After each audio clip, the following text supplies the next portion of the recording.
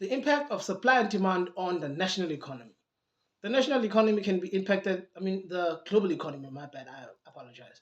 The global economy. The global economy can be impacted by supply and demand in the same way that the national economy can be impacted. So it's usually at large scale. So if you produce crop, for instance, the war in Ukraine, if you they produce a lot of crop, right?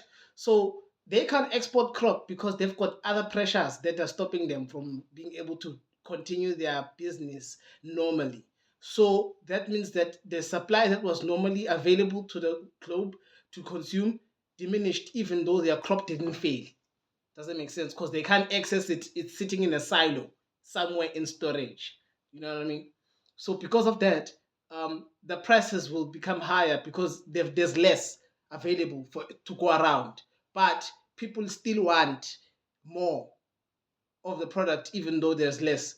They have, let's say, maintained or increased demand from last year, but the product hasn't kept up with the increased demand or stayed the same. Instead, it is diminished in the amount that it has. So that will also raise an opportunity for price to influx upwards, meaning things will become more expensive because there's less of them to go around in the general economy. So shipping it globally, most people with more purchasing power, the countries who are probably first world, they will be able to get some of that good more than other countries that have less purchasing power and are willing to pay less or are not willing to or able to pay as much as those first world countries will be able to pay for that. So the price will increase because the demand will be there even though they are.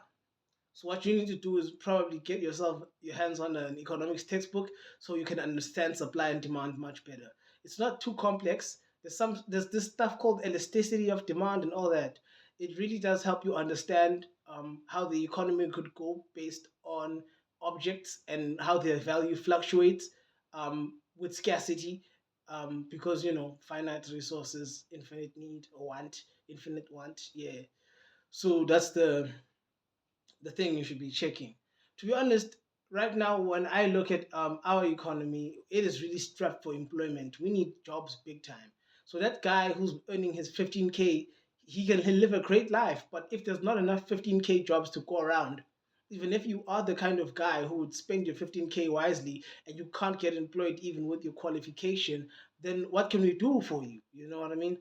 So that's an issue. You have to now become an entrepreneur and start your own business in order to employ other people, which means that you have to get higher skill than the skill that you already personally have. And that's a bit of an issue because that takes a lot of time and dedication, and not everybody's cut out to be an entrepreneur. So it's relatively difficult. But if you are the entrepreneur who's cut out to make employment for people, great. Always keep in mind that it's good to create a job because a job feeds the economy. In turn, your product will have more demand um, indirectly because you are helping the throughput of currency in the economy by paying salaries.